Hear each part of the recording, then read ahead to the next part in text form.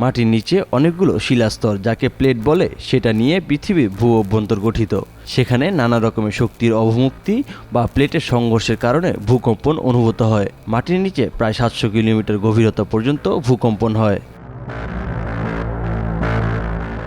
ভূমিকম্পের গভীরতা অনুযায়ী এর গতিবেগ নির্ধারিত হয়। প্রতি সেকেন্ডে 5 কিলোমিটার থেকে ঘন্টায় 18,000 কিলোমিটার পর্যন্ত ভূমিকম্পের গতিবেগ।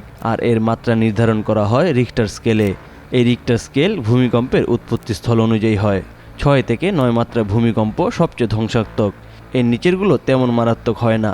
বছরে 8 বা তার চেয়ে বেশি মাত্রার ভূমিকম্প গড়ে প্রতি বছর একটি করে হয়, তার রেকর্ড আছে। ভূমিকম্পের গভীরতা, সময়, জনবসতি আছে কিনা এমন নানা মানদণ্ডে ভূমিকম্পের ক্ষয়ক্ষতি নির্ভর করে।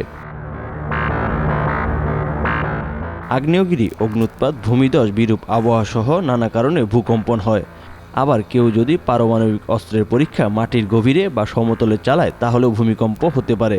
পরিবেশ বিজ্ঞানে বলা আছে হিমালয় পর্বতমালা সৃষ্টি হয়েছে ভূমিকম্পের কারণে। অনেক নদী সৃষ্টি হয়, সমতল ভূমি পাহাড় হয়, গভীর খাত তৈরি হয় ভূমিকম্পের কারণে। আর নগর, মানুষ, সভ্যতা ধ্বংস হয় ভূমিকম্পের কারণে। প্রতিদিন পৃথিবীতে 50 থেকে 20,000 ভূমিকম্প রেকর্ড করা হয়। পৃথিবীর প্রশান্ত মহাসাগরীয় অঞ্চলে বেশি ভূমিকম্প রেকর্ড করা হয়। Indonesia, Philippines, Chile, Peru, Japan এবং আমেরিকার কিছু কিছু অঞ্চলে বেশি ভূমিকম্প রেকর্ড করা হয়। বাংলাদেশ ভূমিকম্প ঝুঁকিপূর্ণ অঞ্চলের তালিকায় মধ্যম স্তরে আছে। বাংলাদেশ হিমালয় পর্বতমালার কাছাকাছি, যেখানে ইন্ডিয়ান প্লেট এবং ইউরেশিয়ান প্লেট সংঘর্ষে রয়েছে। এই অঞ্চলে প্লেটের গতিবিধি ও সংঘর্ষের কারণে ভূমিকম্প হতে পারে। তিস্তা, ব্রহ্মপুত্র ও গঙ্গা অববাহিকায় সিলেট ও রংপুর বিভাগ ভূমিকম্পের সবচেয়ে উঁচু ঝুঁকিপূর্ণ অঞ্চল হিসাবে বিবেচিত। আর ঢাকা ও চট্টগ্রাম ভূমিকম্পের মাঝারি ঝুঁকিপূর্ণ অঞ্চল হিসাবে বিবেচনা করে থাকেন বিশেষজ্ঞরা।